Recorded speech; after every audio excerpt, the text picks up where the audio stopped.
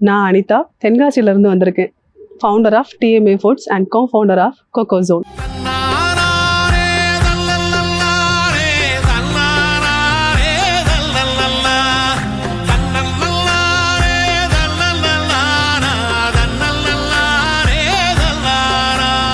TMA foods அப்படிங்கிறது என்னுடைய brand நேமாக இருக்கலாம். நான் பிறந்து வளர்ந்தது எல்லாமே பார்த்தீங்க அப்படின்னா தென்காசி, குற்றாலம் பக்கத்தில், தென்றல் தவளும் தென்காசி எங்களுடைய ஊர். ஸோ அங்கேயே பிறந்து அங்கேயே வளர்ந்த ஒரு பொண்ணு. அந்த இடத்த விட்டு எங்கேயுமே ஒரு வெளி உலகமே தெரியாமல் ரொம்ப கம்போஸ்டாக ஒரு கூட்டு குடும்பத்தில் வளர்ந்த பொண்ணு. நான் பிறந்தது, என் கூட பிறந்தவங்க பார்த்தீங்கன்னா ஒரே ஒரு தம்பி. நாங்கள் படித்தது எல்லாமே ஒரு சாதாரண கவர்மெண்ட் ஸ்கூல். பக்கத்தில் ஊரில் போய் நம்ம படிக்கிற மாதிரி இருக்கும். ஸோ அப்படி படித்து ஒரு பொண்ணு பிறந்த உடனே பெண் அப்படிங்கிற ஒரு அடையாளம் எங்களுக்கு கொடுக்கப்பட்டாலும் வீட்டில் ரொம்ப செல்ல பொண்ணாக வளர்ந்த பொண்ணு தான் நான். எங்களுக்கு அப்புறமா எங்கள் தாய் தந்தையர் பெருசாக படிப்பு அப்படிங்கிற ஒரு பின்புலம் அப்படிங்கிறது எங்கள் குடும்பத்துக்கு இல்லை. விவசாய கூலிகள் அப்படிதான் சொல்லணும். ஒரு பால் தொழிலை நம்பி எங்கள் ஊர்லலாம் 2 மாடு வச்சுருந்தா பொழைச்சிக்கலாம் அப்படிதான் சொல்லுவாங்க. ஸோ அப்படிப்பட்ட பின்புலத்துல இருந்து வீட்டில் முதல் பொண்ணா பிறந்தப்போ படிப்பு ஒன்று தான் நம்மளோட வாழ்க்கையை மாற்றும் அப்படிங்கிறதுல எங்கள் அப்பா ரொம்ப பெரிய நம்பிக்கை. சக்திக்கு தகுந்த மாதிரி நிறைய விஷயங்கள் தைரியமான பொண்ணாவோ இல்லை அந்த ஒரு இடங்களுக்கு போனால் நம்ம எப்படி பேசணும் அப்படிங்கிறது எல்லாமே எங்களோட தாய் தந்தைகளுக்கு கற்றுக் கொடுத்து அது மூலமாக வளர்ந்த பொண்ணு தான் நான். அவ்வளோ கம்போஸ்டாக ஒரு கூட்டு குடும்பத்தில் வளர்ந்துட்டு கல்யாணம் அப்படின்னு ஒரு விஷயம் வரும்போது ஒரு ஸ்டேஜுக்கு அப்புறமா படிப்பு நடந்துட்டு இருக்கும் போதே, UG படிச்சுட்டு இருக்கும் போதே ஒரு மேரேஜ் அப்படிங்கிற ஒரு பேச்சு வரும்போது அஃப்கோர்ஸ் குழந்தைங்கள சீக்கிரமா நம்ம கல்யாணம் பண்ணி கொடுத்துடணும் அப்படிப்பட்ட ஒரு பின்பலம் தான் எங்களுக்கு இருந்துச்சு. சீக்கிரமா கல்யாணம் பண்ணி நம்மளோட கடமைகளை நம்ம முடிச்சுக்கணும் அப்படிதான் அப்பா நினைச்சாங்க. தைரியமா இருக்கணுங்கிறத தாண்டி அவங்களோட கடமைகள் என்ன, ஒரு பொண்ணை வளர்க்கணும், ஒரு பேசிக்கான ஒரு கல்வி கொடுக்கணும், அப்புறமா அவங்களோட லைஃப்பை நம்ம செட்டில் பண்ணிடணும். இதுதான். இதை தாண்டி பெருசா ஏதாவது யோசிச்சிருப்பாங்களா அப்படின்னு கேட்டா இல்லை. ஏன்னா அவங்களுக்கும் அந்த பின்புலம் இல்லை அப்படிங்கிறதுனால சரி கல்யாணம் பண்ணி போறோம். அந்த போன இடம் எப்படி இருந்துச்சுன்னு பார்த்தீங்கன்னா, அது இங்கே விவசாய கூலிகள்னு சொல்கிறோம், அங்கே விவசாயம், கம்ப்ளீட் விவசாயம், ஒரு கிராமம். என்னோட கணவர் அந்த ஊரில் சொல்லப்போனால் நம்மளோட நிகழ்ச்சி மாதிரியே மாற்றி யோசி அப்படிங்கிறது தான் என் கணவரோட லைஃபாகவே இருந்துச்சு. ஏன்னா அவங்க ஊரில் எல்லாருமே விவசாயம் பண்ணும்போது நான் தொழில் சார்ந்த ஒரு படிப்பு தான் நான் படிப்பேன் அப்படிங்கிற ஒரு கான்ஃபிடென்ட்டோட அவங்க படித்தாங்க. அதே மாதிரி அதை படிச்சுட்டு ஏதோ ஒரு சேலரிக்காக வேலை பார்க்குறோம் அப்படிங்கிறது இல்லாமல் தொழில் தான் பண்ணுனா பிஸ்னஸ் பண்ணுவேன் அப்படிங்கிற ஒரு ஸ்டபனான மைண்ட் செட்டோட எல்லாத்தையுமே ஒரு விதமான மாற்றி யோசிச்சு தான் அவங்களோட லைஃப்பை அவங்க ஸ்டார்ட் பண்ணாங்க. ஸோ அப்படிப்பட்ட ஒரு கணவருக்கு தான் நான் மனைவியாக ஒரு இடத்துக்கு போகிறேன். சரி, அங்கேருந்து என்னோட ரெஸ்பான்சிபிலிட்டி எப்படி இருந்துச்சு அப்படின்னு பார்த்தோன்னா, டோட்டலாக நான் வளர்ந்த விதமும் அந்த ஊரும் ரொம்ப வித்தியாசமாக இருந்துச்சு. அங்கே சர்வைவ் ஆகிறதுக்கும் அவங்களோட நான் ஒத்து போகிறதுக்கும் எனக்கு பெரிய வித்தியாசம் தோணலை. ஏன்னா நான் வளர்ந்தது கூட்டு குடும்பம் அப்படிங்கிறதுனால குடும்பங்களுக்குள்ள இருக்க ரெஸ்பான்சிபிலிட்டி என்னால் ஈஸியாக ஏற்றுக்க முடிஞ்சுது. அதுக்கப்புறமா என்னோட கல்வி பாதியிலேருந்து நான் கல்யாணம் அப்படின்னு நான் சொன்னேன் இல்லையா, இந்த கல்யாணம் அப்படிங்கிறது எப்படி போச்சு, மேரேஜ் லைஃப். என்னோட கணவர் ஒரு பிக் சப்போர்ட் அப்படின்னு தான் சொல்லணும். ஏன்னா அவர் இல்லாமல் இன்னைக்கு நான் இந்த இடத்துல இல்லவே இல்லை. அனிதா மணிகண்டராஜா அப்படின்னு நான் சொல்கிறேன் அப்படின்னா அந்த எனக்கு பின்னால் இருக்கக்கூடிய அந்த சக்தி கண்டிப்பாக அது மணிகண்டராஜாங்கிற ஒரு பேருக்கு தான் போய் சேரணும். ஏன்னா அவ்வளோ ஒரு பேக்போன். இன்னைக்கு பேசிக்கான ஒரு கல்வி அப்படிங்கிறது எவ்வளோ முக்கியம் அப்படிங்கிறத அவங்க புரிஞ்சுக்கிட்டு என்ன படிக்க அலோவ் பண்ணுறதுல இருந்து நான் என்னென்ன படிக்க ஆசைப்பட்டனோ, UG PG அப்புறமா B.Ed முடிக்கிறது, ஹிந்தி படிக்கணும்னு எனக்கு ஒரு ஆசை இருந்துச்சு. இது எல்லாத்தையுமே என்னுடைய கணவர் நிறைவேற்றி கொடுத்தாங்க. அட் த சேம் டைம் படித்ததை ஏன் நம்ம வேஸ்ட் பண்ணணும், நம்ம குழந்தைங்கள எப்போதுமே எங்கள் ஊரில் ஒரு சின்ன பேச்சு வழக்கு இருக்குது. என்னென்னா டீச்சிங் ஜாப் ரொம்ப ரொம்ப சேஃபஸ்ட் ஜாப். அதை குழந்தைங்களோடய ஸ்கூல் போயிடலாம், திருப்பி 5 மணிக்கு வீட்டுக்கு வந்துடலாம், நோ ரிஸ்க். இதுதான் எங்கள் ஊரோட பெரிய ஒரு தாரக மந்திரம்னே சொல்லலாம். ஏன்னா பீடி தொழில் மட்டுமே எங்கள் ஊருடைய பெரிய ஒரு பீடி சுற்றி தான் படிக்க வைக்கணும் அப்படிங்கிறது தான் அம்மாக்கள் பண்ண வேலை. எப்படியாவது குழந்தைங்கள படிக்க வச்சிடணும் அப்படி தான் இருந்துச்சு. ஸோ அதை தாண்டி படித்ததையே நான் சும்மா இருக்கணும், நம்ம ஏன் வேலைக்கு போகக்கூடாது அப்படின்னு தோணி ஒரு டீச்சராக என்னோட கரியரை நான் ஸ்டார்ட் பண்ணேன் 10 வருஷங்களுக்கு முன்னால். தொடர்ந்து 10 வருஷங்களாக நிறைய ஸ்கூல்ஸில் ஒர்க் பண்ணியிருக்கோம், ப்ரைவேட் ஸ்கூல்ஸில். அது கூடவே நிறைய எக்ஸாம்ஸ் அட்டன் பண்ணியிருப்போம். எல்லா விதத்துலையும் பார்த்தீங்க அப்படின்னா நம்மளோட பெஸ்ட்டை நம்ம கொடுப்போம் எங்கே போனாலும் இல்லையா. அதை தாண்டி நம்மளோட குடும்பம், அதனுடைய பின்புலம், நிறைய விஷயங்கள் எங்களுக்குள்ள அந்த ஸ்ட்ரகிள்ஸ், அந்த நிகழ்கால வாழ்க்கையில் ஏற்படக்கூடிய எல்லா ஸ்ட்ரகிள்ஸையுமே நாங்கள் எங்களோட கல்யாண வாழ்க்கையில் சேர்ந்தே சமாளித்தோம் அப்படின்னு தான் சொல்லணும். அந்த தைரியமும் அந்த வெளியில போய் ஒரு சில விஷயங்களை ஃபேஸ் பண்றதுக்கு நான் சொன்னேன், ஊரை விட்டு நான் வெளியில போகவே இல்லை அப்படின்னு. அப்படி அந்த ஊரை விட்டு வெளியிலேயே போகலைன்னா கூட என்ன இன்னொன்னால முடியும், நீ பண்ணு அப்படிங்கிற மாதிரியான விஷயங்கள் எல்லாமே என்னோட கணவர்கிட்ட இருந்து எனக்கு கிடைச்சிது. அதை நான் யூட்டிலைஸும் பண்ணிக்கிட்டேன். ஏன்னா பெண்கள் இந்த காலத்துல நமக்கு கிடைச்ச விஷயங்களை யாரெல்லாம் பயன்படுத்திக்கிறோமோ அதுதான் பெண்களுக்கான வெற்றியா நான் பார்க்கிறேன். அப்படி எனக்கு கிடைச்ச விஷயம் எல்லாத்தையுமே நான் பயன்படுத்திக்கிட்டேன். என்னோட குழந்தைங்க ஒரு ஆஃப்டர் மேரேஜ் எல்லாருக்குமே தெரியும், 2 குழந்தைங்க இருக்கிறாங்க.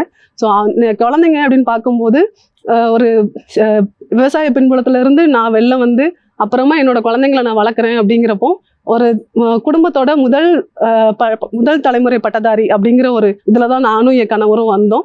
எங்களுக்கு பிறந்த குழந்தைங்க ஒரு மிடில் கிளாஸ் லைஃப்ல இருந்து அவங்களுக்கு ஒரு நல்ல கல்வி கொடுக்கணும், அதுக்கு நம்ம ஒரு ஜாப்ல இருக்கணும், அப்படிதான் நாங்கெல்லாம் ஆசைப்பட்டு எல்லா விஷயங்களும் செஞ்சோம். அப்படி பண்ணும்போது என்னோட குழந்தைக்கு சின்னதா ஹெல்த் இஷ்யூஸ் நிறைய வர ஆரம்பிச்சுது. ஒரு 1.5 இயர்ஸ்ல அவனுக்கு, என்ன முதல் பையனுக்கு. ஸோ வீட்டோட முதல் குழந்தை பேரன் அப்படிங்கப்போ ஒரு கிராமத்துல பேரன் அப்படிங்கிறது ரொம்ப பெரிய விஷயம். ஸோ அவனுக்கு அடிக்கடி உடம்பு முடியாம போகுது, என்ன ஆகுது அப்படின்னு நம்ம யோசிக்கும் போது நம்மளோட ஃபுட்டு, இந்த உணவு சாதாரணமா சாப்பாடு தானே, எல்லார் வீட்லயும் சாப்பிடுவாங்கல்ல, இது நம்ம இவ்வளோ சீரியஸா யோசிச்சிருப்போமா அப்படின்னு கேட்டா இல்லை. இந்த சாப்பாடுல நிறைய விஷயங்கள் இருக்குது அப்படிங்கிறதும், அந்த உணவு பழக்க வழக்கம் அப்படிங்கிறது எப்படி இருக்கும் அப்படின்னா, அந்த ஒருத்தரோட பிளேட்டை நம்ம சாப்பிடும் போது பார்த்தோம்னா அவருடைய ஆரோக்கியமும் அவருடைய பொருளாதார சூழ்நிலையும் அந்த பிளேட்ல நமக்கு கண்டிப்பா தெரியும். இதை நீங்க எல்லாருமே ஒத்துக்குவீங்கன்னு நினைக்கிறேன். ஏன்னா அந்த உணவு தான் பெரும்பாலான நம்மளுடைய வரலாறுகள் பேசப்பட்ட எல்லா விஷயங்களும் எப்படி போகும் அப்படின்னா உணவு சம்பந்தப்பட்டதாகவும் போகும். கற்காலத்துல மனுஷன் ஒரு விதமா சாப்பிட்டுக்கிட்டு இருந்தான், அதுக்கப்புறமா வேற ஒரு விஷயங்களா மாறிச்சு, அதை சமைச்சு சாப்பிட பழகிட்டாங்க, அதுக்கப்புறமா அதை எப்படி வகைப்படுத்தினாங்க, இது எல்லாமே நமக்கு தெரியும். அப்போ உணவு அப்படிங்கிறது ஒரு பாரம்பரியத்தை இன்னொரு தலைமுறைக்கு கடத்துறதுக்கு பேரு தான் அந்த உணவு. அந்த உணவு பழக்க வழக்கம் தான் ஒரு பாரம்பரியத்தை வேற ஒரு இடத்துக்கு கொண்டு போற விஷயமா நம்மளால பார்க்க முடியுது. அந்த உணவு பழக்க வழக்கங்களை மாறும்போது என் குழந்தைக்கும் எங்க குடும்பத்துல முன்னால இருந்த ஹெல்த் இஷ்யூஸ் எல்லாமே மாறுச்சு. ஏன் அப்படின்னா இன்னைக்கு சாப்பிட்ற உப்புல இருந்து நம்ம சாப்பிட்ற அரிசி, நம்ம என்னென்ன சாப்பிட்றோமோ அத்தனை பொருளையும் ஏதோ ஒரு விதத்துல நாம ஏதோ ஒரு அந்நிய பொருளையோ ஒரு கெமிக்கலையோ கலந்து சாப்பிடக்கூடிய சூழ்நிலையில தான் நம்ம இருந்துட்டு இருக்கோம். இதெல்லாம் தாண்டி நம்ம சாப்பிடக்கூடிய உணவுல என்ன இருக்குது அப்படிங்கிறத யாராவது யோசிச்சு பார்க்குறோமா? அந்த யோசனை தான் எங்களுடைய பிராண்ட் டிஎம்ஏ ஃபுட். ஒரு பாரம்பரிய உணவை இன்றைய காலகட்டத்துக்கு ஏற்ற மாதிரியான நவீன உணவா எப்படி நம்ம எடுத்துக்க முடியும், எவ்வளோ சீக்கிரம் நம்மளால அதை ப்ராசஸ் பண்ணி எடுத்துக்க முடியும் அப்படிங்கிறது தான் எங்களோட brand DMA foods. DMA foods அப்படிங்கிற ஒரு பிராண்டை உருவாக்கணும், அது ஒரு நாள்ல உருவாயிருச்சா அப்படின்னு கேட்டா கண்டிப்பா இல்லை. ஏன்னா ஃபுட் ஹேபிட்டை மாற்றணும், சாப்பிடக்கூடிய உணவு பழக்க வழக்கங்கள் எல்லாத்தையும் மாற்றணும் அப்படின்னு ஆரம்பித்தோம் அப்படின்னா எதுல இருந்து ஆரம்பிக்கிறது?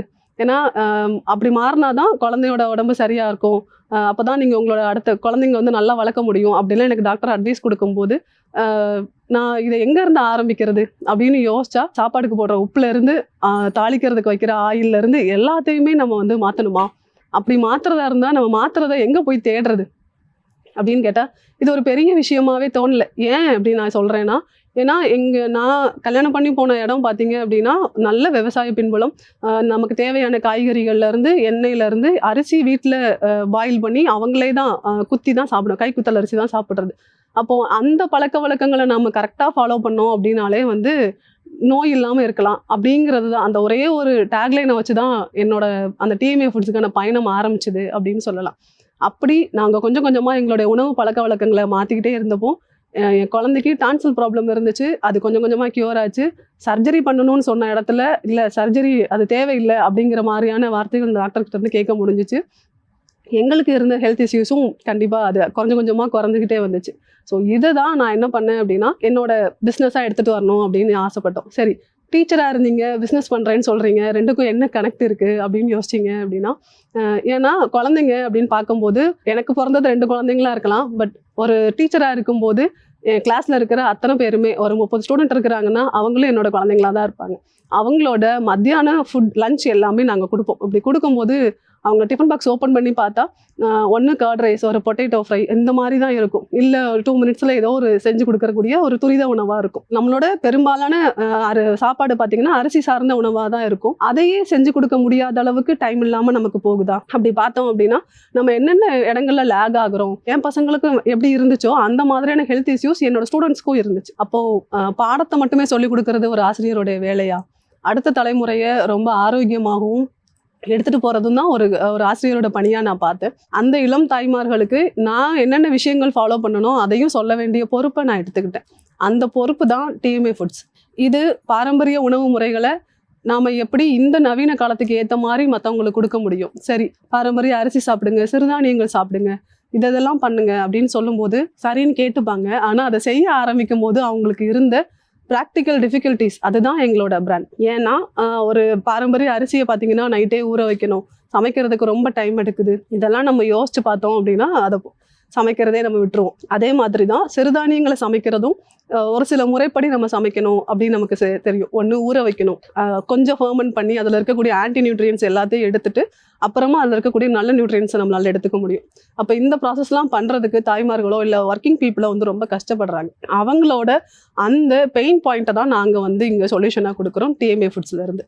அப்படி நாங்கள் கொடுக்க ஆரம்பித்து கொஞ்சம் கொஞ்சமாக சின்னதாக அது ஒரு சத்து மாவில் ஆரம்பித்து ஒரு 2000 ரூபாய் அதுலேருந்து ஆரம்பித்து இன்னைக்கு மாதம் டர்ன் ஓவர் பண்ணுற அளவுக்கு ஒரு கடை நடத்துகிறோம்.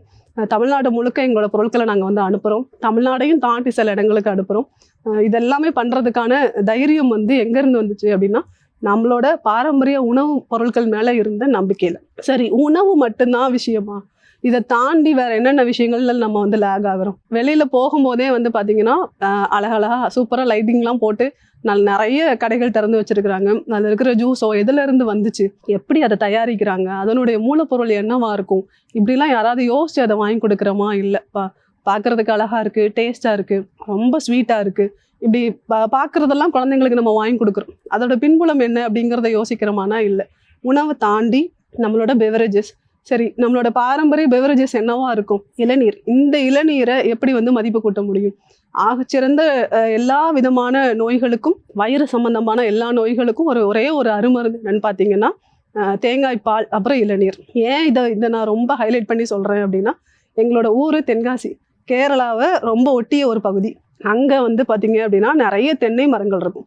இந்த தென்னையை எப்படிலாம் நம்ம வந்து மதிப்பு கூட்ட முடியும்? இந்த மதிப்பு கூட்டல் அப்படிங்கிறது விவசாயத்தை, அங்கே இருக்கக்கூடிய லோக்கல் ஃபார்மர்ஸை நம்மளோட பிஸ்னஸ் மூலமாக எப்படி வந்து எம்பவர் பண்ண முடியும்?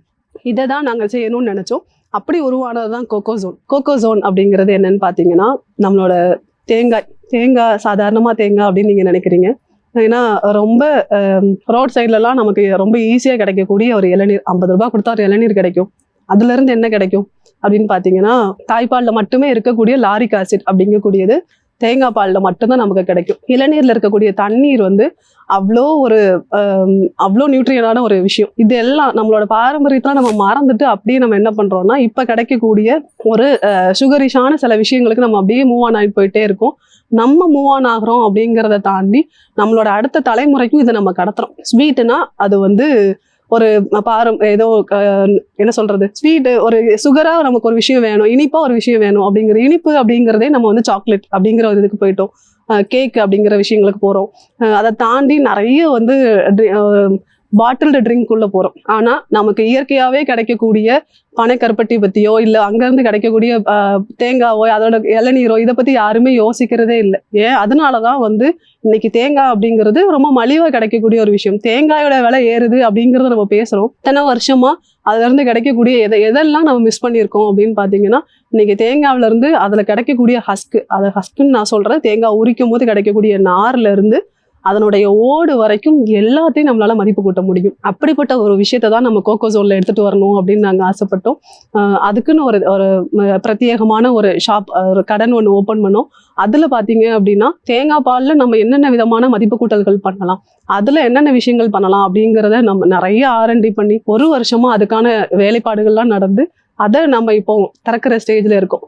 அதாவது அந்த கடை ஓப்பன் பண்ற ஸ்டேஜ்ல இருக்கும். அதாவது அதுக்கான தொழில் எப்படிலாம் நம்ம வந்து ஒரு தேங்காவை மதிப்பு கூட்ட முடியும், ஆரம்பத்துல இருந்து A to Z. இன்னைக்கு கோகோ பித்துல இருந்து கோகனட் ஷெல் வரைக்கும் அதை கிராஃப்ட் ஐட்டமா பண்ற அளவுக்கு நம்மளால பண்ண முடியும்.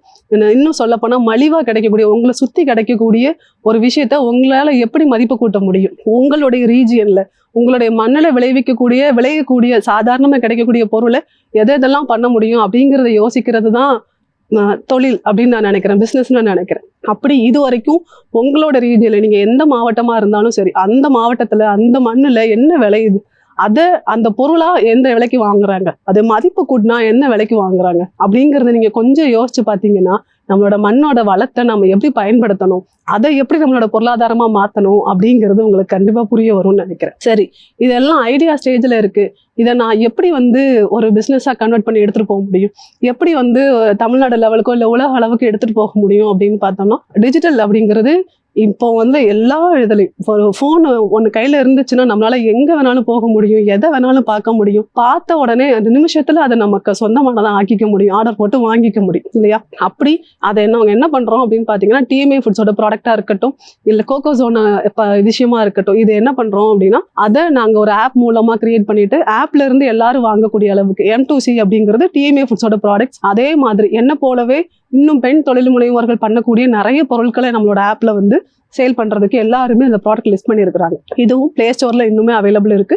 ஓப்பன் பண்ணி பார்த்தீங்க அப்படின்னா எல்லாருக்குமே தெரிய வரும். இதை டிஜிட்டலா எப்படி எடுத்துட்டு போக முடியும் அப்படின்னு பார்த்து அதுக்கான வேலைகள்ல இறங்க ஆரம்பிச்சோம். ஏன்னா என்னோட கணவர் ஒரு விஷயத்த எப்போதுமே ரொம்ப பெருசா யோசிக்கணும் அப்படின்னு சொல்லுவாங்க. என்னதான் நாங்க ஒரு தென்கடைக்கோடி இல்லை டவுன் சவுத்துல இருந்து நாங்க பிறந்து வளர்ந்து அங்கேயே எங்களோட தொழில்கள் அமைச்சிருந்தா கூட அதை எப்படி உலக அளவுக்கு நம்ம கொண்டு போக முடியும் அப்படிங்கிற மாதிரியான விஷயங்கள் எல்லாமே என்னுடைய கணவர் யோசிப்பாரு.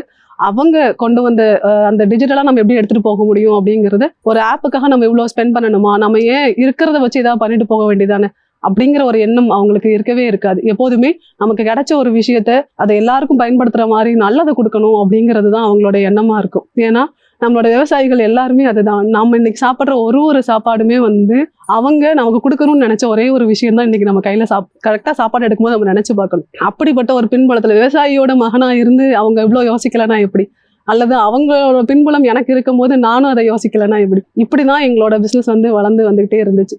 சரி, இதுல ஸ்ட்ரகிள்ஸ் ஏதாவது இருந்துச்சா அப்படின்னு கேட்டீங்க அப்படின்னா கண்டிப்பா இருந்துச்சு. டிஎம்ஏ ஃபுட்ஸுக்காகட்டும், அதை நம்ம பாரம்பரிய முறையில நெல் விளைவிக்கிறாங்க. சரி, அதை தாண்டி சிறுதானியங்கள் விளைவிக்கிறாங்க. சரி, இப்போ நம்ம சாப்பிடக்கூடிய சாப்பாடு இல்லை நீங்க சாப்பிடக்கூடிய அரிசிக்கு யார் யாருக்கெல்லாம் பெயர் தெரியும், நீங்க எதுக்கு அந்த பெயர் வச்சாங்கன்னு தெரியுமா, இப்படி நிறைய கொஷின்ஸ். அதை பத்தி உள்ள போக போக அது எனக்கு ஒரு புதையல் மாதிரியும் என்னோட ஏதோ ஒரு தேடுதலுக்கு அது எனக்கு தீனி போட்ட விஷயமா தான் இருந்துச்சு. நான் தமிழன் ஒரு விஷயத்துக்கும் பெயர் காரணம் அப்படின்னு ஒண்ணு இல்லாம எந்த ஒரு விஷயத்தையும் அவன் கொண்டே வரல, வெளியில உலகத்துக்கு எடுத்து காமிக்கவே இல்லை. இன்னைக்கு ஒரு ஊருக்கு ஒரு பெயர் வைக்கிறாங்க அப்படின்னா திருநெல்வேலி அப்படிங்கிறது எங்களுடைய மாவட்டமா இருந்தது. ஏன்னா தென்காசி இதுக்கு முன்னாடி திருநெல்வேலியோட சேர்ந்திருந்த ஒரு பகுதி தான். அப்போ திருநெல்வேலி அப்படிங்கிறது நெல் விளைஞ்ச பூமிக்கு வேலி போட்ட இடம், அதாவது நெல்லுக்கு வேலி போட்டு காக்குற அளவுக்கு அவ்வளோ அதிகமா நெல் விளையக்கூடிய இடம். அப்போ ஒரு ஊருக்கும் நம்ம பயன்படுத்தக்கூடிய ஒரு பொருளுக்குமே பாத்தீங்கன்னா பெயர் காரணம் அப்படின்னு ஒண்ணு இருக்கும். ஆனா இப்ப நம்ம சாப்பிடக்கூடிய அரிசி பேர் யாருக்காவது தெரியுமா? 50 ரூபாய்க்கு ஒரு அரிசி கொடுங்க, 70 ரூபாய்க்கு ஒரு அரிசி கொடுங்க, நான் 100 ரூபாய்க்கு அரிசி வாங்கி சாப்பிட்றேன்னு தெரியுமா அப்படிதான் சொல்லுவாங்க. அந்த அரிசிக்கான பெயர் ஏன் வந்துச்சு? கருப்பு கவுனி, மாப்பிள்ளை சம்பா, கருங்குருவை, காட்டு யானம், குள்ளக்கார், இந்த மாதிரி இலுப்பைப்பூ சம்பா, குடைவாழை அப்படிங்கிறது குடலை சுத்தம் பண்ணக்கூடியது. நம்ம எத்தனை பேர் நம்மளோட கட் ஹெல்த்தை காப்பாத்துறதுக்கு டேப்லெட்ஸை எடுத்துக்கிறோம், போயிட்டு அதை மெடிசனா எடுத்துக்கிறோம். உணவே மருந்து. அதுதான் நம்ம வள்ளுவர் சொன்ன மாதிரி பாத்தீங்க அப்படின்னா, மருந்தன வேண்டாவாம் யாக்கைக்கு அருந்தியது அற்றது போற்றி உணின் அப்படின்னு சொல்லுவாங்க. ஏன்னா நம்மளுடைய சாப்பிட்ட உணவு என்ன அப்படிங்கறத நம்ம தெரிஞ்சு சாப்பிடணும். சாப்பிட்ட உணவு செரிச்சிருச்சா அப்படிங்கறது தெரிஞ்சுக்கிட்டதுக்கு அப்புறமா தான் அடுத்த உணவை எடுத்துக்கணும். இது பல்லாயிரம் வருடங்களுக்கு முன்னால ஐயன் வள்ளுவன் சொன்ன விஷயம். எவ்வளவு பெரிய விஷயத்த வள்ளுவன் 1.5 அடியில சொல்லிட்டு போயிட்டாரு இல்லையா? இந்த விஷயங்கள் எல்லாமே தான் எங்களோட பிராண்ட் வேல்யூவை நாங்க பாக்குறோம். சரி, இதை நாம எப்படி மக்கள் கிட்ட சேர்க்கிறோம் அப்படின்னு பாத்தீங்கன்னா, அதை கஞ்சி மிக்சஸா ப்ரீ மிக்சஸா கொடுக்க ஆரம்பிச்சோம் முதல்ல. சரி, அதை எப்படி கொண்டு போய் சேர்க்கிறோம் அப்படின்னு பாத்தீங்கன்னா, எப்போதுமே நம்ம குழந்தைங்களுக்கு எங்க சைட்ல பாத்தீங்க அப்படின்னா, நான் எங்க ஊர்களில் சொல்றோம், பெரும்பாலான முதல் திட உணவு என்னவா இருக்கும்னா ராகி கூழா தான் இருக்கும். அப்புறம் அந்த சாதம் வடிச்ச கஞ்சி அப்படிங்கிறத யூஸ் பண்ணுவாங்க. சரி, இதெல்லாம் யூஸ்வலாக எல்லார் வீட்லேயும் பயன்படுத்துகிற விஷயம் தானே. இதில் நீங்கள் என்ன புதுசாக கொடுத்துட முடியும் அப்படின்னு பார்த்தீங்கன்னா, இந்த முதல் திட உணவு அப்படிங்கிறது ஒரு 8 மாசத்துல ஆரம்பித்து 11 மாதம் வரைக்கும் நம்ம கொடுப்போம். அந்த முதல் திட உணவு செமி சாலிடாக கொடுப்போம், அதாவது கூழ் பதத்துக்கு கொடுப்போம். அந்த கூழ் அப்படின்னு பார்த்தீங்கன்னா ராகியிலேருந்து ஆரம்பித்து ராகி, கம்பு, சோளம், திணை, இது எல்லாத்தையுமே அப்படியே ராவா கொடுக்குற ஹெல்த் மிக்ஸாக நம்ம கொடுக்குற நிறைய ஹெல்த் மிக்ஸ் நம்ம இப்போ பார்க்குறோம். ஆனால் இது எதையுமே ஏதாவது ஒரு பிராண்ட்லேருந்து வாங்கி சாப்பிடுங்க அப்படின்னு நாங்கள் சொல்ல மாட்டோம். இதெல்லாம் எதுக்காக சாப்பிட்றோம், எதுக்காக குழந்தைங்களுக்கு கொடுக்குறோம் அப்படிங்கிறத தெரிஞ்சுக்கிட்டு நீங்கள் உங்கள் கைப்பட சில விஷயங்களை செஞ்சு கொடுங்க குழந்தைங்களுக்கு அப்படிங்கிறது தான் நாங்கள் முதல்ல சொல்லுவோம். நீங்கள் ஒரு 8 மாதத்தில் ஒரு குழந்தைக்கு முதல் உணவு கொடுக்குறீங்க அப்படின்னா அதை உங்களோட கைப்பட நீங்கள் உங்கள் வீட்டில் செஞ்சு முதல்ல கொடுத்து பாருங்கள்.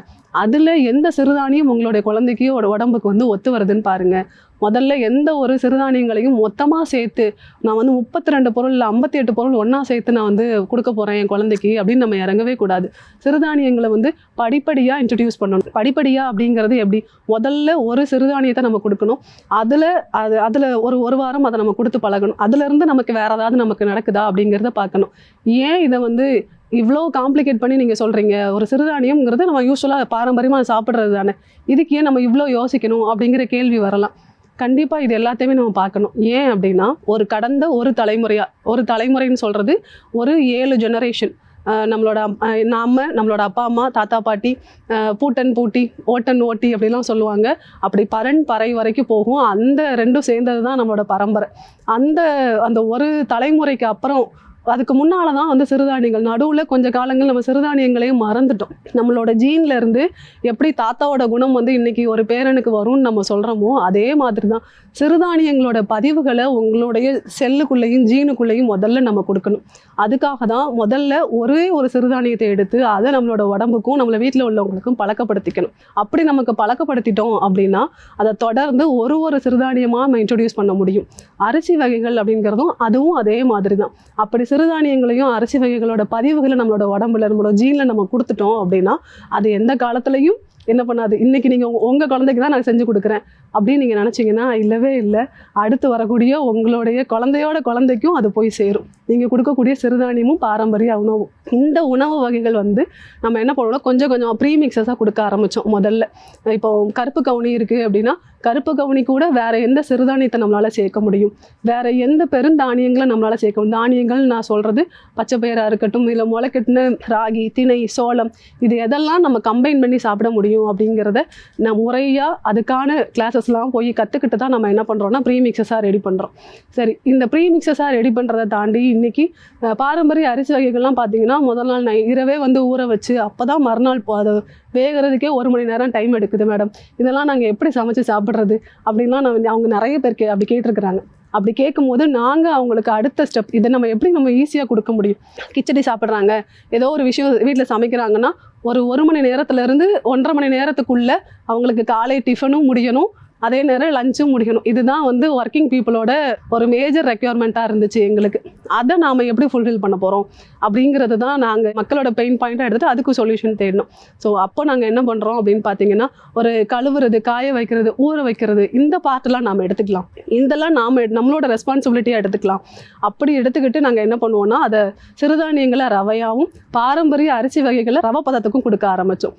இந்த ரவை பதம் அப்படிங்கிறது எங்களோட பெரிய ஹிட்டுன்னே நான் சொல்லுவேன்.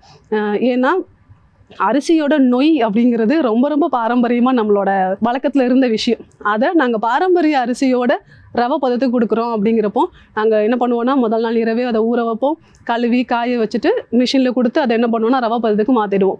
ஸோ ரவை பதத்தில் உங்களுக்கு ஒரு கருப்பு கவுனி அரிசி கிடைக்குது அப்படின்னா அதை உங்களால் 15 நிமிஷத்தில் ரெடி பண்ணிவிட்டு ஒரு கிச்சடியாவோ பொங்கலாவோ இல்லை ஒரு சாதமாவோ செஞ்சு சாப்பிட்டுக்க முடியும் இல்லையா. உங்களுக்கான மொத்த வேலைகளில் ஒரு பாதி வேலைக்கான ரெஸ்பான்சிபிலிட்டியை டிஎம்ஏ ஃபுட்ஸ் பார்த்துக்கிடுது.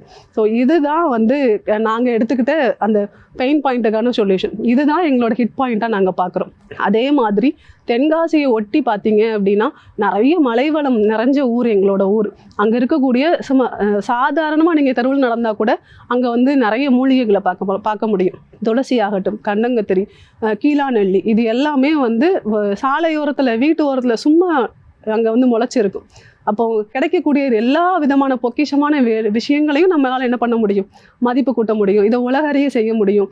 அதையும் நான் வந்து என்னோட இடத்துல இருந்தே என்னால் செய்ய முடியும் அப்படிங்கிறது எவ்வளோ பெரிய அட்வான்டேஜ் இல்லை. இன்றைக்கி ஏதோ ஒரு பெருநகரங்களில் இருக்கிறவங்களால மட்டும்தான் தொழில் பண்ண முடியும், அவங்களால மட்டும்தான் உலக தரத்துக்கு சில விஷயங்களை எடுத்துகிட்டு போக முடியுங்கிறது கண்டிப்பாக கிடையாது. கனவுக்கான பாதையும் நம்மக்கிட்ட தெளிவாக இருக்கும் பொழுது, நாம் நம்மளோட விஷன் அண்ட் மிஷனில் தெளிவாக இருக்கும்போது நமக்கான எல்லா பாதைகளும் ஓப்பன் ஆகும். இன்றைக்கி நான் இங்கே வந்து நிற்கிறேன் அப்படின்னா என்னுடைய குடும்ப பின்புலம், அதை தாண்டி என் கணவர் என் மேலே வச்ச நம்பிக்கை, என்னோட அப்பா அம்மா என் மேலே வச்ச நம்பிக்கை, இதெல்லாம் தான் என்னோட கனவாக நான் பின்னால் தூக்கி சுமந்துட்டு சுற்றிட்டு இருக்கிறேன். இப்போ நான் இந்த விஷயத்தை எடுத்து பண்ணுறேன் அப்படின்னா, இன்னைக்கு தொழில் அப்படிங்கிறத தாண்டி நான் ஒரு நல்ல விஷயம் பண்ணுறேன். இதை பார்த்து என்னோட குழந்தைங்களும் பண்ணும், என் குழந்தைங்க அவங்க குழந்தைங்களுக்கும் கற்றுக் கொடுப்பாங்க. இப்படி நான் எல்லாத்தையும் கடத்துறேன் அடுத்த தலைமுறைக்கு, என்னோட பாரம்பரியத்தை நான் அடுத்த தலைமுறைக்கு கடத்துறேன். இதுதான் டிஎம்ஏ ஃபுட்ஸோட வேல்யூ. இந்த பிராண்ட் நேமை தான் நாங்கள் கிரியேட் பண்ணணும்னு நினைக்கிறோம். இதை நாங்கள் உலக அளவில் எடுத்துகிட்டு போகிறதுக்கு அடுத்தடுத்த ஆப்பர்ச்சுனிட்டிஸை தேடி அலைஞ்சிட்டு இருக்கிறோம். அது எல்லாமே வந்து எங்களுக்கு எப்படி சொல்கிறது, இந்த யூனிவர்ஸ் வந்து ஓப்பன் பண்ணி கொடுத்துருக்கு அப்படின்னு தான் நான் சொல்லுவேன். ஸோ கவர்மெண்ட்லேருந்து சில விஷயங்களுக்கு நிறைய சப்சிடிஸ் கிடைக்குது. ஒரு உமன் ஆண்டர்ப்ரனராக இருக்கிறது அப்படிங்கிறது எவ்வளோ பெரிய விஷயம். அவங்க வந்து முதல்ல வீட்டை ஜெயிக்கணும், அப்புறமா தான் வந்து வெளியில் வந்து அவங்க உலகத்தை ஜெயிக்கிறது அப்படிங்கிறது. அப்படி வீட்டுக்குள்ளே அந்த குடும்பம் வந்து எனக்கு அவ்வளோ சப்போர்ட்டிவாக இருக்க போய் தான் நான் வெளியில் வந்து இவ்வளோ பேச முடியுது. அதுக்கு என்னோட பிறந்த வீடாக இருக்கட்டும், அல்லது என்னோட மாமனார் மாமியாராக இருக்கட்டும், கணவராகட்டும், ஏதோ ஒரு நம்பிக்கை, உன்னால் முடியும், நீ பாரு, உன்னோட பேக் போனாக நான் இருக்கிறேன், உனக்கான எல்லா விஷயங்களையும் நான் பார்த்துக்கிறேன். நாங்கள் எப்படி எங்களோட கஸ்டமர்ஸோட ரெஸ்பான்சிபிலிட்டி நாங்கள் எடுத்துக்கிறோமோ அந்த மாதிரி என்னோட ரெஸ்பான்சிபிலிட்டியில் என்னோட கணவர் பங்கெடுத்துக்கிறாங்க. இது எல்லாமே சேர்ந்தது தான் டிஎம்ஏ ஃபுட்ஸ். வி அப்படிங்கிறது விமன் எம்பவர்மெண்ட் அண்ட் என்டர்பிரனர்ஷிப். இந்த தளம் எனக்கு வந்து 2024 அறிமுகமானது.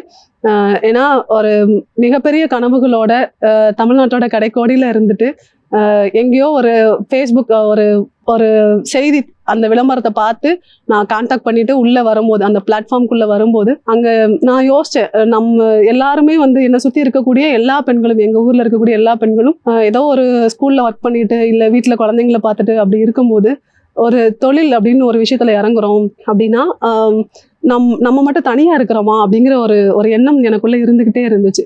எல்லாரும் என்ன சொல்கிறது, எதுக்கு இந்த வேலையெல்லாம் நீ பார்க்குற, படிச்சுட்டு எதுக்காக இப்படி உட்காந்து மாவு விற்கிறேன். ஏன்னா ஹெல்த் மிக்ஸ்லாம் நான் ஃபஸ்ட்டு ஸ்டார்ட் பண்ணும்போது என்னை பார்த்து அப்படி கேள்வி கேட்டவங்க நிறைய பேர் இருக்கிறாங்க. மளிகை கடையில் உட்காந்துருக்கிறேன், ஏன்னா அரிசி இதெல்லாம் நாங்கள் கடையில் வச்சு சேல் பண்ணும்போது எங்களை பார்த்து கேட்குறவங்க நிறைய பேர் இருந்தாங்க. எதுக்காக ஒரு மளிகை கடை நடத்தணும், இதெல்லாம் தான் என்னை சுற்றி நடந்த கேள்விகள். இது உனக்கு தேவையா அப்படின்னு நிறைய பேர் கேட்டிருக்கிறாங்க. இதெல்லாம் நீ பண்ணி என்ன பண்ண போற? ஏன்னா நாங்கள் கடை ஆரம்பித்த புதுசில் பாரம்பரிய அரிசி வகைகள் எல்லாம் வாங்கி வைக்கும் போது அதில் எந்த ஒரு பூச்சிக்கொல்லி ரசாயன மருந்துகள் எதுவுமே இல்லை அப்படிங்கிறதுனால நிறைய அதில் பண்டுகள் பூச்சிகள் இதெல்லாம் வரும். உண்மை சொல்லப்போனால் உயிர் போட இருக்கக்கூடிய ஒரு பொருளில் தான் உயிரே உருவாகும் இல்லை. அந்த மாதிரி தான் நம்மளோட பாரம்பரிய அரிசி வகைகளும். அதை காப்பாற்றுறதுக்கோ அதுலேருந்து எங்களால் ஓவர் கம் பண்ணி அங்கே நடந்த சில விஷயங்கள், அந்த நடந்த பெரிய விஷயங்களெல்லாம் நாங்கள் ஓவர் கம் பண்ணி வர்றதுக்கு பெரிய உறுதுணையாக இருந்தது வி கம்யூனிட்டி. அப்படி தான் நான் சொல்லுவேன். ஏன் இதை சொல்கிறேன், அங்கே நடந்ததுக்கும் இதுக்கும் என்ன சம்மந்தம் அப்படின்னு பார்த்தீங்க அப்படின்னா, நான் நினச்சேன்ல நான் மட்டும்தான் ஒரு தனியாக யோசிக்கிறோமோ, எதுக்காக நம்ம இப்படி எல்லாரும் மாதிரி இருந்துட்டு போயிருக்கலாம்ல அப்படின்னு நான் யோசிச்ச அந்த ஒரு தருணத்தில், இல்லை உன்ன மாதிரியே நிறைய பேர் இருக்கிறாங்க, இதெல்லாம் ஓவர் கம் பண்ணி ஜெயிச்சவங்க நிறைய பேர் இருக்கிறாங்க, உனக்கு முன்னால இத்தனை பேர் இருக்கிறாங்க, உன் கூட இத்தனை பேர் இருக்கிறாங்க, உனக்கு பின்னால இத்தனை பேர் வர்றதுக்கு காத்துக்கிட்டு இருக்கிறாங்க அப்படிங்கிறது எல்லாமே எனக்கு வி மூலமாக தான் தெரிஞ்சுது. அப்போ எங்களுக்கு வந்து ப்ராப்பராக ஒரு பிஸ்னஸ் ஆரம்பிக்கணும், அதுக்கான சர்டிஃபிகேட்ஸ் வாங்கணும், அது தெரிஞ்சிருந்தது. ஆனால் அந்த சர்டிஃபிகேட்ஸ் வாங்குறதுனால என்னென்ன பயன், அதை வச்சு நம்ம என்னென்ன விஷயங்கள் செய்ய முடியும், எப்படி நம்மளோட பொருளோட தரத்தையும் பொருளையும் உலக அளவில் எடுத்துகிட்டு போக முடியும் அப்படிங்கிறத இந்த வி கம்யூனிட்டி வந்து எங்களுக்கு கற்றுக் கொடுத்துச்சு. 4-5 வருஷமாக தொடர்ந்து பெண்களுக்கான ஒரு தளமாக இயங்கிக்கிட்டு இருக்கு. அதுவும் இலவசமாக. இது இந்த இடத்துல இலவசம் அப்படிங்கிறது எப்போதுமே வந்து ஒரு அறிவு, ஒரு நாலேஜ் அப்படிங்கிறது இலவசமாக கிடைச்சிடவே இருக்காது. ஆனால் இங்கே 4 வருஷமா தொடர்ந்து வி பிளாட்ஃபார்ம் வந்து எங்களுக்கான நாலேஜ் கொடுத்துக்கிட்டே இருக்கிறாங்க. தினம் எங்களுக்கான மோட்டிவேஷன் அப்படிங்கிறது அங்கிருந்து தான் கிடைக்கும். ஏன்னா நம்மளை யாராவது ஒருத்தங்க பாராட்டிட மாட்டாங்களா? பொதுவாக பெண்களுக்குன்னு உண்டான ஒரு குணம் இருக்கும், யாராவது ஒருத்தங்க நம்மளை பாராட்டிட மாட்டாங்களா? அந்த பாராட்டு தான் எங்களை எங்கேயோ ஒரு இடத்துல கொண்டு போய் இன்னும் பண்ணலாம் அப்படிங்கிற ஒரு இடத்துக்கு கூட்டிட்டு போகும் இல்லையா? அப்படிப்பட்ட பாராட்டுகளும், உங்களை கூட நாங்களே இருக்கோம், உங்களை கைப்பிடிச்சு கூட்டிட்டு போறோம் அப்படிங்கக்கூடிய விஷயங்களும் வி அப்படிங்கக்கூடிய அமைப்பு தந்துச்சு. இன்னும் அதை தாண்டி ஒரு டீச்சரா கொஞ்சம் ஒரு ஆண்டர்பிரினர்ஷிப்குள்ள வந்ததுக்கு அப்புறமா புத்தகங்கள் அப்படிங்கிறது என்னோட லைஃப்ல கொஞ்சம் கொஞ்சமா குறைய ஆரம்பிச்சுது.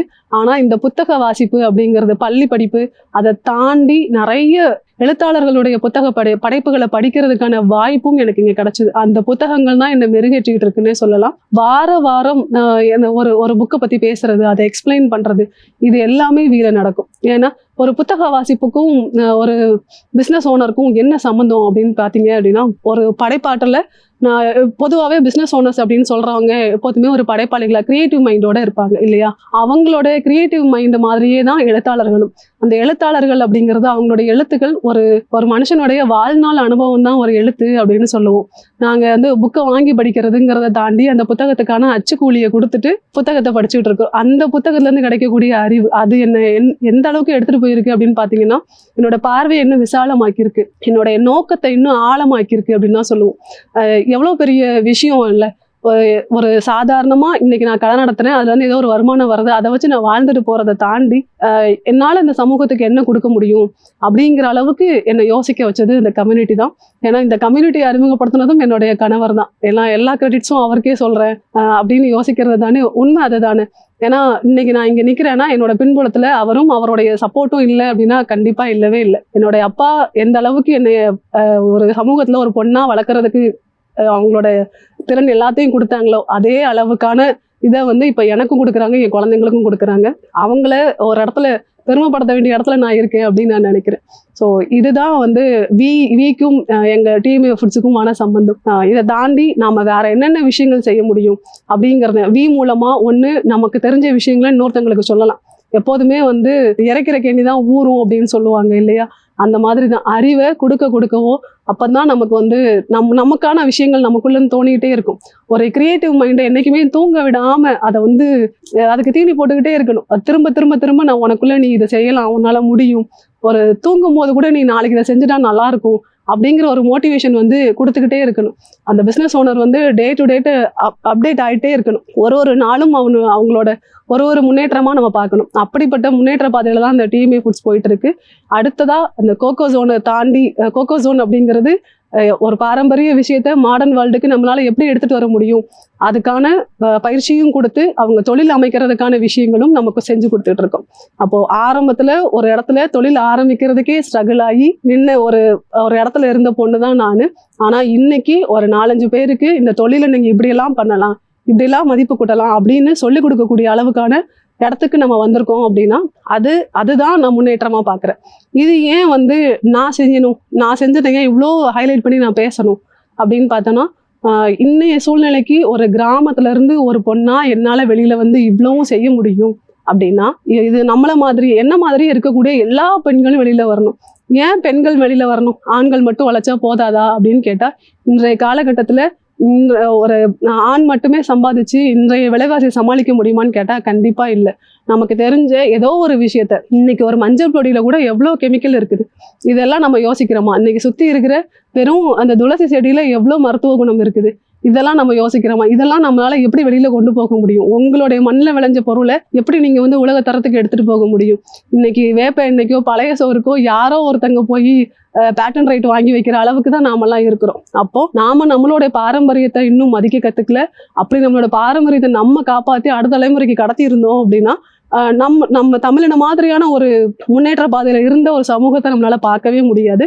அப்படிப்பட்ட சமூகத்தை பறைசாற்றணும் அப்படிங்கிறது தான் வந்து டிஎம்ஏ ஃபுட்ஸ் அண்ட் கோகோ ஜோனோட மிகப்பெரிய கனவு, விஷன் அண்ட் மிஷன்னே சொல்லலாம். நான் பிஸ்னஸ் ஆரம்பித்தேன், இவ்வளோ தூரத்துக்கு வளர்ந்துட்டேன், இது தாண்டி இது மட்டும் எனக்கு போதுமா அப்படின்னு கேட்டால் இல்லை. எப்போதுமே வந்து பிஸ்னஸ் ஓனருக்கும் சரி, ஒரு கலைஞனுக்கும் சரி, ஒரு டீச்சருக்கும் சரி, எதுவுமே வந்து முடிஞ்சு போகிற விஷயமே கிடையாது. நான் இன்னைக்கு இங்கே முடிக்கிறேன், ஒரு ஃபுல் ஸ்டாப் வைக்கிறேன் அப்படின்னா அதை தொடர்ந்து அடுத்தடுத்த செக்மெண்ட்ஸாக அது மாறிக்கிட்டே இருக்கணும் அப்படிங்கிறது தான் என்னோட கணவரோட ஆசையுமா இருக்கும். அப்படி எங்களோட விஷன் அண்ட் மிஷன் இதை தாண்டி நாங்கள் என்னென்ன விஷயங்கள் நாங்கள் இடத்துக்கு செய்யணும் அப்படின்னு பார்த்தோன்னா, தொழில் ஆரம்பிக்கணும், இல்லை நான் சுயமாக சம்பாதிக்கணும், இதை தாண்டி என்னோட அடையாளம்ங்கிறத தாண்டி இப்போ நான் நினைக்கிறேன் என்னோட கணவர் எனக்கு பேக் போர்டாக இருக்கிறாருன்னு சொல்கிறேன். ஆனால் என்னோட கணவருடைய மனைவியாக நான் வாழ்ந்துட்டு போயிருக்கலாம்ல, இல்லை எங்கள் அப்பாவுக்கு பொண்ணாவே நான் இருந்துட்டு போயிருக்கலாம்ல. அப்படி இல்லை, அதை தாண்டி அனிதாவுக்குன்னு ஒரு தனி அடையாளம் வேணும் அப்படின்னு நான் நினைக்கிறேன். அதே மாதிரியான தனி அடையாளம் யாரோட பொண்ணாவோ இல்லை யாரோடைய மனைவியாவோ இல்லை யாரோ குழந்தைங்களோட அம்மாவாவோ இருக்கிறத விரும்பாத சில பெண்கள் இருப்பாங்க, நிறைய பேர் இருப்பாங்க. எல்லா பெண்களுமே அவங்களுடைய தனிப்பட்ட ஒரு ஸ்கில்லை வளர்த்துக்கோங்க. உங்களுக்கு தெரிஞ்ச விஷயங்களை என்றைக்குமே வந்து மற்றவங்களுக்கு சொல்லிக் கொடுக்க ஆரம்பிங்க. எதுக்காக சொல்லிக் கொடுக்கணும் அப்படின்னு பார்த்தீங்கன்னா, ஒரு டீச்சராக இருந்தால் தான் சொல்லிக் கொடுக்கணும், இல்லை அதை தாண்டி யாரோ ஒருத்தங்க தான் வந்து கிளாஸ் எடுக்கணும் அப்படின்லாம் இல்லவே இல்லை. உங்களுக்கு தெரிஞ்ச விஷயத்த உங்கள் குழந்தைங்களுக்கு முதல்ல சொல்லிக் கொடுங்க. என்றைக்குமே வந்து நம்மளோட தலைமுறை நம்மளை பார்த்து தான் வளருது. நம்ம சொல் பேச்சை கேட்டு வளருதான்னு கேட்டால் கண்டிப்பாக இல்லை. நான் இன்னைக்கு என்ன செய்கிறேனோ அதை தான் என்னோட குழந்தைகள் செய்யும் இல்லையா? அடுத்த தலைமுறைக்கு உங்களுடைய பாரம்பரியத்தையும் உங்களுடைய ஸ்கில்ஸையும் நீங்கள் கடத்த ஆரம்பிக்கணும். இதை ஏன் நான் இவ்வளோ வலியுறுத்தி சொல்கிறேன் அப்படின்னு பார்த்தோன்னா, ஒரு பெண் அப்படின்ற பார்த்தீங்க அப்படின்னா அவளுடைய குடும்பத்தோட மிக முக்கியமான ஆதாரம். அந்த ஆதாரம் சரியாக இருக்குது அப்படின்னா அந்த பெண் ஆதாரம் அப்படிங்கிறது தான் பொருளாதாரத்துக்கான முதல் அடி. நம்ம நாட்டினுடைய பொருளாதாரம் பெண்களுடைய தொழில்னாலையும் அவங்களுடைய வளர்ச்சியினாலையும் இருக்கணும். அதுக்கு டிஎம்ஏ ஃபுட்ஸ் என்ன பண்ணும் அப்படின்னு பார்த்தீங்கன்னா, உங்களுக்கான ஹேண்ட்ஸ் ஆன் ட்ரைனிங். இப்போ கோகோ ஜோன் அப்படிங்கிறத எடுத்துக்கிட்டீங்க அப்படின்னா எல்லா இடங்கள்லையும் தேங்காயோ இளநீரோ கிடைக்கும். அதை எப்படி உங்களால் வேல்யூ ஆட் பண்ண முடியும், எப்படி மதிப்பு கூட்ட முடியும் அப்படிங்கிறத நாங்கள் கற்றுத்தர ரெடியாக இருக்கோம். அப்படி யாருக்காவது இது தொழில் பற்றி என்ன விஷயம்னு நான் தெரிஞ்சுக்கணும் அப்படின்னு பார்த்தீங்க அப்படின்னா கண்டிப்பாக நீங்கள் எப்போனாலும் எங்களை கூப்பிடலாம். உங்களுக்கான எல்லா உதவிகளும் செய்கிறதுக்கு நாங்கள் ரெடியாக இருக்கோம்.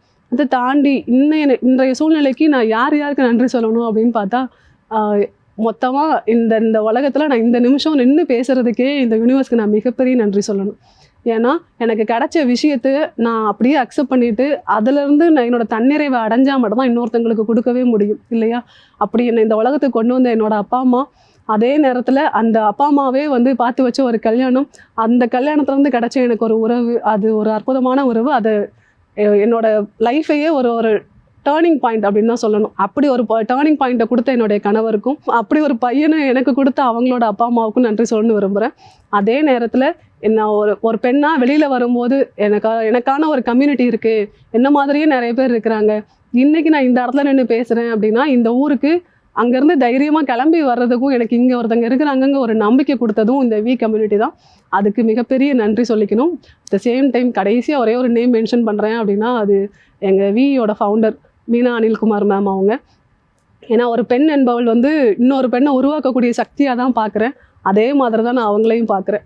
எப்படி என்னோட குடும்பத்தில் இருக்கவங்களுக்கு நன்றி சொல்லிட்டு கடைசியாக அவங்கள சொல்கிறேன்னு நினைக்காதீங்க. குடும்பத்தில் இருக்கிறவங்க தான் அவங்க, அதனால தான் அவங்களையும் சேர்த்து சொல்கிறேன். டிஎம்ஏ ஃபுட்ஸோட ஃப்யூச்சர் கோல் அப்படின்னு பார்த்தீங்க அப்படின்னா, எங்களுடைய ப்ராடக்ட் என்னோட ப்ராடக்ட் நான் புதுசாக எதையோ கண்டுபிடிச்சிட்டேன் அப்படின்னு கண்டிப்பாக சொல்ல மாட்டேன். என்கிட்ட இருக்கிற ஒரு விஷயத்த, அதாவது என்னோட மண்ணில் இருக்கக்கூடிய ஒரு விஷயத்த நான் எனக்கு தெரிஞ்ச வகையில் உங்ககிட்டலாம் கொண்டு வந்து சேர்க்கணும். அதை உலகம் முழுக்க கொண்டு போய் சேர்க்கணும். இதுதான் எங்களோட ஃப்யூச்சர் கோலாக நான் பார்க்குறேன். இது வரைக்கும் எனக்கான கல்வி என்னை சொல்லிக் கொடுத்த ஆசிரியர்கள்லேருந்து எல்லாருக்குமே என்னோட நன்றியை நான் தெரிவிச்சுக்கிறேன். இந்த ஜெயா டிவி மாற்றி யோசி நிகழ்ச்சி மூலமாக எனக்கு இப்படி ஒரு வாய்ப்பு கிடச்சிருக்கு. இதை கொடுத்த எல்லா நல்லுள்ளங்களுக்கும் என்னுடைய மிகப்பெரிய நன்றி.